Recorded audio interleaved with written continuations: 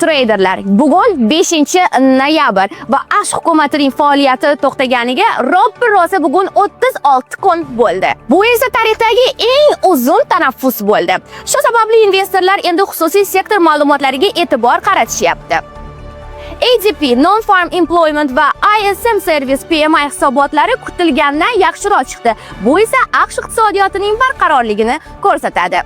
Shunga qaramay, bozor ishtirokchilari Fedning dekabr oyida stavkani pasaytirish ehtimolini endi 70% atrofida deb baholashmoqda. O'tgan hafta bu ko'rsatkich 90% dan ortiq edi.